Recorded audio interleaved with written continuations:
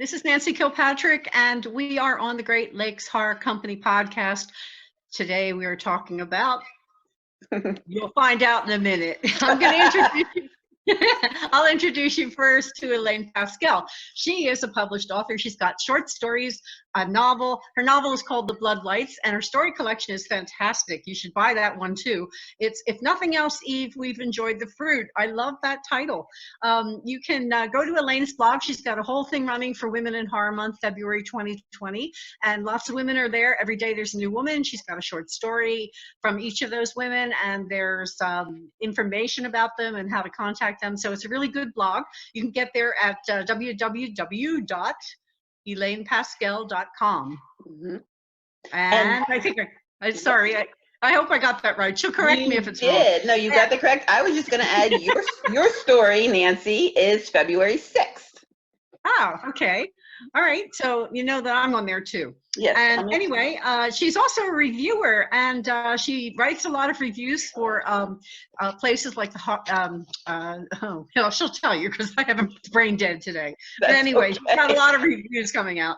And she's also, what's most interesting is she's a researcher of all things mythological that relate to horror. So that's Elaine Pascale. She's here with me. And over to you. So, yes, I am Elaine Pascale, and allow me to introduce Nancy Kilpatrick, who is a prolific writer, and I have read most everything she's written, but she's so prolific, I can't say that I have read everything. But you can find out more about what she's written by going to her website, which is www.nancykilpatrick.com. She has 2 new vampire novels that she just recently published. And she's finishing up currently her 6th book vampire novel series, The Thrones of Blood, which is amazing. And it really ties into what we're discussing today. That series has just been optioned for film and TV, so that's super exciting.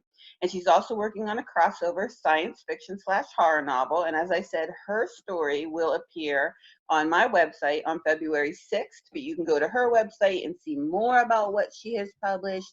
There's a variety. She does a lot of vampires, but a lot of different kinds of vampire stories. So there really is something for everyone. And that leads me into our discussion today, which we're dancing around because we're not sure if we are allowed to say. The title is Everybody Wants to Fuck the Vampire, and we're not sure if we're allowed to say fuck. I think we're allowed to say fuck because this is us. We're talking about this. We can talk about whatever we want. Okay. And yeah, there's somebody who's going to go over this and put the start, the begin at the end, you know, the thing that comes at the beginning and the end of the Great Lakes Horror Company podcast. So that person can bleep us if need be, but we don't have to bleep ourselves, right? Okay. Well, let's start with that. Why, Nancy? Because I have to turn this over to you. And when it comes to eroticism and vampires, you're way ahead of me on this one. Why does everybody want to fuck the vampire? Oh, I think isn't it obvious? I mean, other than the old ones that were, you know, the ones that came, well, you know, the mythological vampires, that's your specialty. The ones that came from the mythology, the ones that came from the quote factual histories, they weren't very pretty. They were more like zombies that we see zombies today. They were kind of dirty. They came out of the earth and they were smelly, and usually they died of something that nobody knew what it was, and then they'd be buried, and then all of a sudden somehow they'd be reappearing at night usually and knocking on the door of their boyfriend or girlfriend or their spouse or their parents or whoever they were close to. So that you know, and then the people would be so, you know, happy to see the dead person, not actually seeing all that dirt and, you know, paleness and teeth and everything. They'd invite them in, and that was their curse. But yeah, I was going to say that's the key point. That's not appealing. Yeah, that's not appealing. That's a key point. They returned home, and it was often a spouse. It was often someone you were attracted to in life, and you were looking at them through a window in the dark. You couldn't really see them.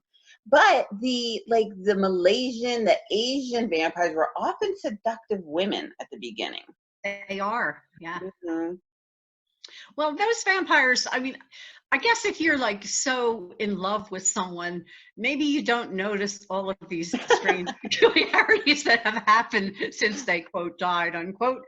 But yeah, now I think we got to the point somewhere during the Victorian era that maybe the presentation had to be better. You know, there had to be some if you're going to have something like a Dracula, or you're going to have a Varney the Vampire, Sir Varney the Vampire, or you're going to have Carmela. You've got to have these creatures more appealing and interesting, because no one in their right mind, if anyone is in their right mind, is going to invite these ugly, smelly, dirty, dead things that are covered in grave dirt into the house. You know, any sane person would be screaming.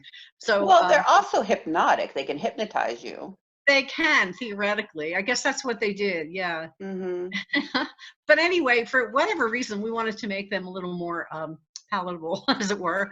And so, yeah, they had to become, they were all, of course, you know, in the Victorian era, they all went from being the kind of, you know, the ones that were in the preeds of that, and I'm sure you get a lot of that with the mythology too. They were all they're not just not appealing, but they were all pretty much the lower classes. They were worker vampires, or, you know, the guy who owned the fruit stand in the village or something like that. They weren't the aristocracy. But by the Victorian era, and that's not to say there weren't any, but it was rare. It was mostly that. It was just ordinary people.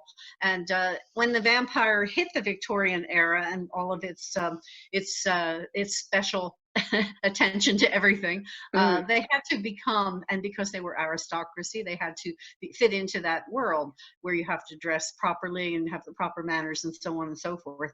And hence you get Dracula, who managed to, you know, move around that circle pretty easily, although he wasn't particularly liked by the males because he was after females. But there you go. One thing that I feel that you pick up so well in the Thrones of Blood is that the vampires are not only physically, I mean, you describe them as very physically attractive, the way, you know, the description you use, they are attractive, but because they have been around so long, they know many erotic tricks. They know how to They do, yeah. Well, just like anything else, you know, like we talked about the vampire before in a podcast. And I mean, if they're going to be around for a couple of lifetimes, they'd be really stupid not to be able to figure out how to amass a fortune, really. Because I mean, usually most of us go through life and we figure by the end of it, we're saying, oh, geez, I should have done that. I should have done that. I would have had $1 billion too. But yeah, they figured it out. So I think they also, you know, they've got the seduction down pretty good if they want to use it. And I think a lot of people are receptive to that seduction. I mean, now in your books, they tend to be, I'm trying to find the word. It's more than coercive. It's almost like at first the human or the sapien in the Thrones of Blood doesn't want anything to do with them. And they just sort of, the vampire is very domineering and aggressive sexually. Yeah, politically incorrect vampires for sure of this day and age. But, you know, reality is there's a lot of coercion that goes on between the genders and between any kind of genders there is. And it's not always physical. It's all kinds of ways that people have of, I would say, dominating the other person in some way. In the world that I created, it's a very specific world to that series. It's two societies of beings, the vampires and the humans. They're at war because, I mean, it's a bottom line thing here. You know, the vampires need blood to live. The humans have the blood. They don't want to give it. The vampires have to take it. So they, you know, they have a history of being aggressive, period. And when it comes to using whatever means they want to use to get that blood, which could be an erotic thing as well, yeah, they're not opposed to, the vampires aren't opposed to using that at all, and they're very good at it. Okay. I mean, I've been thinking recently about our topic and thinking how strange it is that we have this monster that is seductive. I know we have incubus and succubi, but humans tend to be asleep when they come, but nobody wants to fuck Godzilla. Nobody wants to fuck King Kong. You know what I mean? We do have this one monster that for some reason there's something in us that turned this undead creature into something seductive. Like you said, it was sort of, you felt it happened around the Victorian period, but it is an interesting concept because it did sort of happen. And then ironically, the first vampire supposedly was Lilith, who the reason why she was a vampire was because she wouldn't sleep with Adam in the garden and she got booted out. So she's kind of not sexually interested, and she became the first vampire. And then we have all these seductive female vampires that are sort of her offspring. It's kind of an interesting thing, and it says a lot about us and our ideas. I does.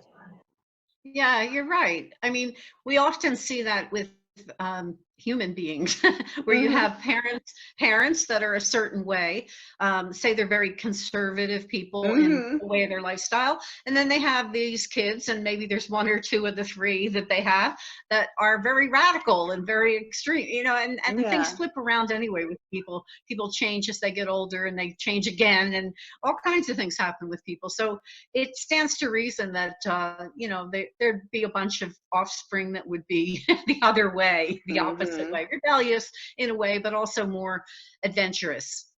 Okay. A fun question. Who was the sexiest movie vampire? Oh, geez, I couldn't tell you. But, you know, there is one thing that has always stuck to my mind, because that topic has come up at points at conventions in various places. And I remember asking a bunch of people who they thought the sexiest vampire was. And it was a room full of mainly women. So they were talking about male vampires. And this one person said that she thought, I always thought this was very strange, but in the original Murnau movie of Nosferatu, she thought that vampire was the sexiest, the hottest one. He looks like a rat. An interesting approach to the vampire, I think. Yeah, I always kind of feel bad for him because he's so weird. Oh, that's funny. Well, he's certainly interesting, you know, he's really interesting. And he's also interesting, that same type in the Herzog version of the film, you know, where Klaus Kinski does that, that character. And yeah, they're really interesting. And if interesting is one of the drives you have in sexuality, that works too, you know, to a certain extent. They're like creepy. Like, I still find Nosferatu creepy, even though the film's so old. There's something about him that just, But I don't know, there's something about, I think that you can slap fangs on any actor and he becomes sexy.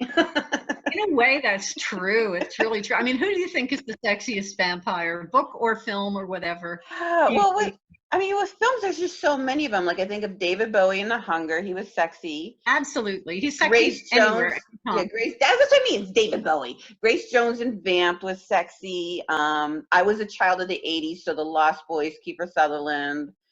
I liked Gary Oldman when he played Dracula. But I liked Gary Oldman. But I also liked, what was her name? She played Lucy in that. She was sexy. When Gary Oldman was, Ryder. What's her name? Winona. No, the other one, the one who became the vampire, Lucy. Oh, Lucy. Sadie Frost. Sadie Frost. Okay. And I thought she was very sexy. So I sort of feel like it's one of those things that once you give the actor that leeway, they become sexy because they become very confident. I mean, that's part of the vampire's appeal, right? He or she is confident. They know they can have their way with you. They know they can hypnotize you, but they often choose not to. They often choose to try to, get you to come to them. I mean, all that stuff is just sexy. Yeah, that's not just 70s. Right. I think that's sort of a normal thing. This is why you know that phrase that goes, "Good guys finish last." Yeah. Well, it's often that way. And it's and men have forever been complaining about that. Look, this guy's an asshole, and look what, he gets all the chicks, This is a common, common complaint. But it's true, because there is a certain kind of swagger, that is really fascinating. That we're talking male female here at this point, not same gender or anything else. Yeah. So we're just going into that realm. But yeah, there's a certain thing about swagger, that really is intriguing, and confidence that is behind that. So yeah, that there's that, and it might appear repulsive at some point and change. Right. But when you've got somebody who's a very nice person, that person will be a very nice person. Even if they make a mistake, they'll come around and sort of, apologize, or they'll straighten it out, or be a really nice person about it. But, you don't expect that from a vampire. Right. especially the ones that are so whether they're male or female, actually, whether they don't come across that way. They come across as people who or beings that know what they want, and they will get what Mm-hmm. they want somehow or other. Mm-hmm. And they come across as insatiable, As and what? that's as insatiable. Like Yeah, Bram Stoker really played with yeah, that a lot in Dracula, especially totally. with the Lucy character. When she was transforming into a vampire, she had all three of her suitors giving her blood at the same That's right. time, I know. along with Van Helsing. I mean, it was some kind of gangbang going on, and she could not get enough. And finally, I mean, this is Stoker just giving it to the British man because he hates the British men. Finally, what satisfies her is a child, which is really. But he really played around with that, and you do that in your books as well. Your vampires can go and go and go all night. They don't get Well, tired they're and all roll over and go to sleep. they don't, because they don't see sex in the same way that a lot of I wouldn't say a lot of people, but certainly Americans see sex. Sorry, but that's how I have to put it. It's a lot looser in other places, and I'm thinking, in certain places in Europe, I'm not talking about, down and dirty anything, just Right. the cultures they're not so, stressed about sex as Americans. You could rob a bank and you'd get off, Right. but you'd go to jail if you had sex with Right. somebody. Right. It's a strange kind of culture that sex is the demon. So, Mm-hmm. of course, the vampire works pretty well in the United States for that reason, Right. because it's what is hidden. Right. Well, part of the attraction, when we say the vampire is seductive and everybody wants to fuck the vampire, it's not just I want that physical act. It's also the aspect of I want to be that. I want to be confident. I want to be Mhm. knowledgeable. I want to be able to get away with dark things that, in my real normal life I can't get away with. Like that's all part of the seduction too. Not just wanting to be with the vampire, but wanting to be the vampire and what the vampire is able to do. That's true. Yeah, because we're in a very civilized world here in North America, and most of Europe is civilized. And there's lots of places that are very civilized, or at least organized, and they go by a certain way of being. But yeah, there are things that are outside the purview of those cultures, and that's not acceptable. And Mm-hmm. these are often drives that people have, and what can you do with that? So you can fantasize, and there's the vampire to help you fantasize. Mm-hmm. If I were undead, I could do this and that, So I don't Absolutely. know. Anyway, Absolutely. I don't think there's anything wrong with the idea of fantasizing about a vampire. No. I remember a cousin of mine talking one time. I was talking to this cousin down in Florida, where you are now, Yes. and we were just discussing, why do you write vampires? I have people asking that all the time, of course. Why do Mm-hmm. you write vampires? It used to be, you look so nice. I don't look nice anymore. They never say that. They just say, why do you write vampires? So anyway, we were talking about it.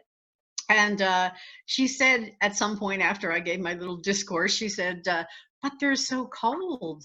I said, well, I guess not everybody finds their bodies cold or cold in the way that you do. And she kind of looked at me and said, but I want warmth. Oh, okay. Yeah. And I thought, isn't that interesting? Because That is. the vampire are traditionally their bodies are cooler than humans. Right. Sometimes they're cold. They're dead or not dead or undead or however you want to see Right. them, whatever painting. But it's not going to be the warm, hot, kind of guy or gal that you're Mm-hmm. used to. Mm-hmm. Their temperature's up and yours goes up. It's a Mm-hmm. different thing. So, It is. And but maybe for some people that's what's attractive. It's different.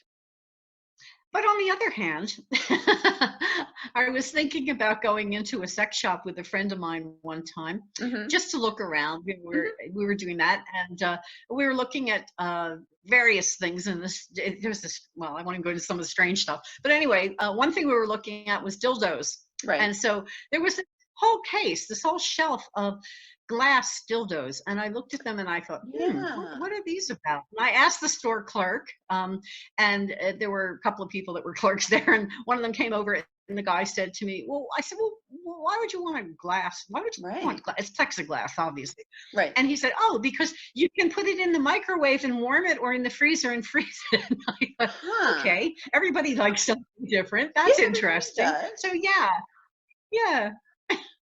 Interesting. That's a dead stopper of conversation there. Yeah, no, I mean, it does tie in. There would be people who would be attracted to the coldness of the vampire, and not just the coldness of the physicality, the coldness of their personality. We see vampires as very reserved, and some people like that because it's part of the chase, winning over this cold, aloof person. And you do that again. This is what you do in your books, Nancy. You do this in your books. The vampire always is very aloof and won't let the human in, but then over time the human gets gets little bits in there, and see sort of the person behind the vampire, that soul that was there at one point. Yeah, well, this is like a lot of S&M too, It's like in this world, and in a lot of the worlds, that you see vampires in, the vampire does see human beings as lesser creatures, not just lesser than vampires, but in the worlds I created anyway, I mean, they see them as less than the rocks under their feet. It's like, because humans have all of these, vampires have a system. They have their own. They don't have all of the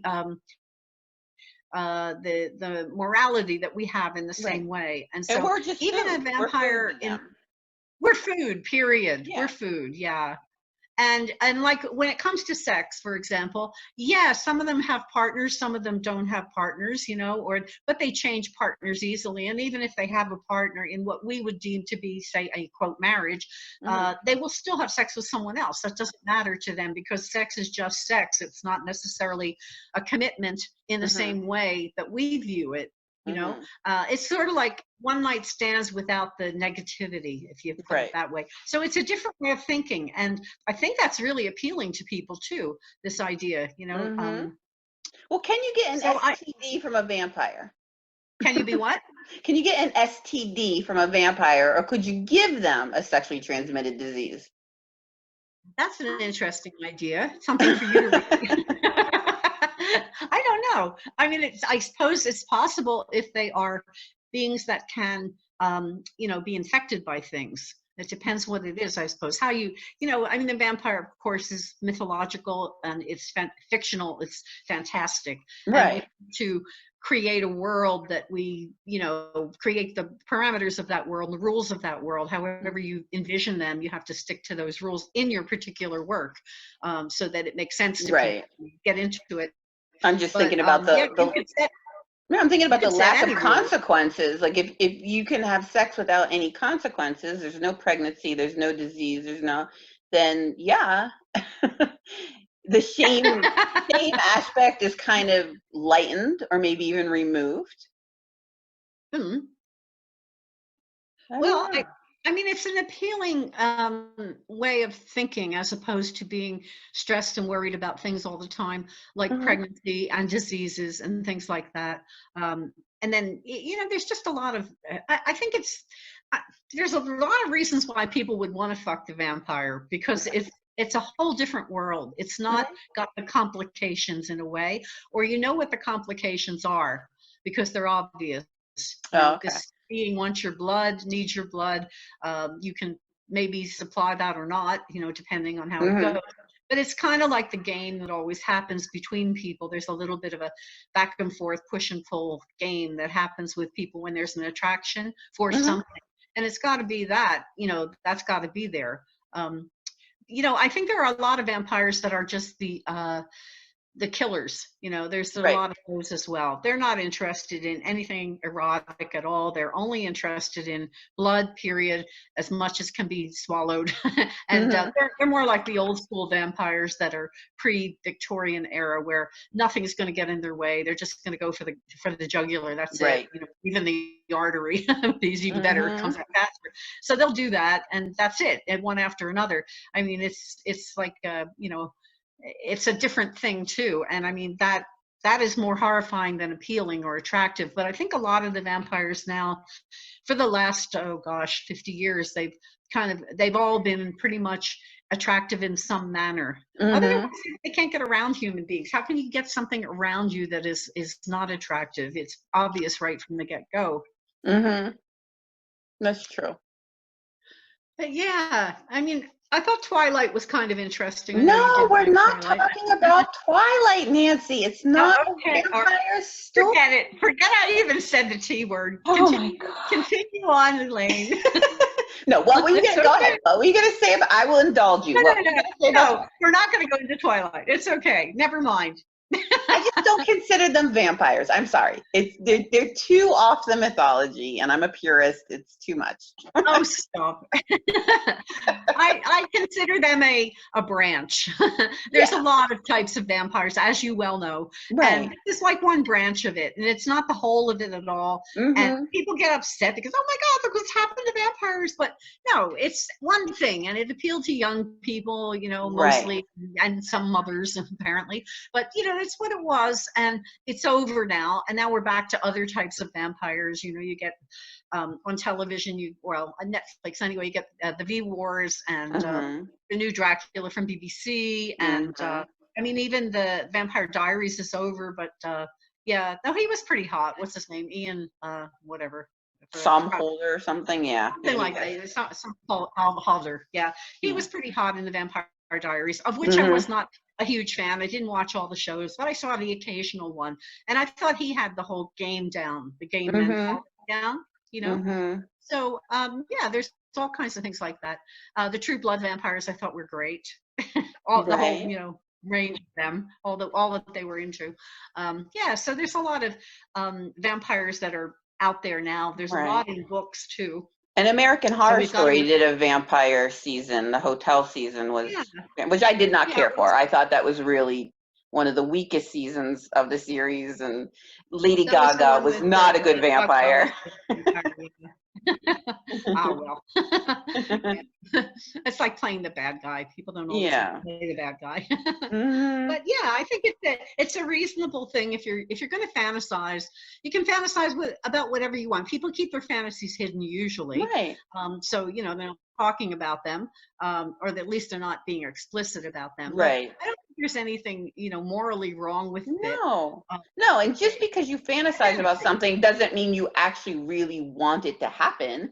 It means it's your mind playing around with something. That's all it is. I mean, you can fantasize about like stabbing somebody because they made you mad. Doesn't mean you want to do it or you would ever do it. You're just letting your mind wander a little bit. That's fine. Yeah, and of course it's a fantasy because it probably won't happen. Right, exactly. Well, we're starting to get close on. We're starting to close in on our time. Did you have a final? Okay. I'm turning this. You're the expert in eroticism and vampire. Oh, jeez, that's a heavy burden to carry. I'm just a writer. That's all. Period. I'm telling you, I get a little. I clutch my pearls when I'm reading your. No, I'm kidding. I don't. But you do a very good job with it. So do you have any thank you. sort of wrap-up thoughts about our topic for today? Yes, it's too bad we don't have more time because I would really like to, you know, expand and go into other aspects of vampire and sex, because we were just talking sort of in general, but it would really be interesting to talk about all of the sexuality that's happening now and how it relates to vampires. And we've had a lot of gay vampires for sure, and there's a few lesbian vampires in books and movies and things like that, but there's a lot of different gendering these days, and it would be interesting to see how that works in terms of just the vampire as a whole. Like, how's it working out? Definitely. You know, for everybody. Yeah, that would be really interesting. Yeah. What about you? Do you have any last thoughts? No, I'm just kind of latching on to you. Now that you've said that, that would be really interesting. Even like a transgender vampire, like, you know, how would all these things work? It would be very. Well, maybe we should do a podcast and get a bunch of people on, and we'll be the interviewers and talk to them about that. How would that be? Yeah, we could do that. I don't know if we can do it this month, but we could do No, that. we can't. We can't do it. We can't do it this month. There's no Women way. in Horror Month is too busy. It's like it's the It one month. is. I always tell people it's the one month I'm like a Kardashian. Like I can't. I just get so much attention, and then suddenly March 1 rolls around and nobody cares about me anymore. Nobody wants to know what I think. So that's when we do Oh, it. That's when we that's do it sad. after March 1st when nobody cares about me anymore. Then we'll do another podcast. You see, if you were a vampire, Elaine, then they would still be forced to care about you because your That's presence would true. just make them. It would be like this magnetism, this draw to you. Period. Yes, but I'm now too old to be a vampire. That's the other thing about vampires. You have to know that right age to become a vampire. Like, when are you at your peak It's very physically true. that this is how you want to remain forever? And I've passed it. I'm long Yeah. past it. Uh-oh. I don't think we should go there. It was charming to talk with you about this. You as well. Yeah, I hope some people who are hearing this will make some comments below, either if they're nice or kind or vicious. We'll take them all. Yeah. Feel free and let us know what you think. And thank you so much for joining us. Yeah, thanks so much, public.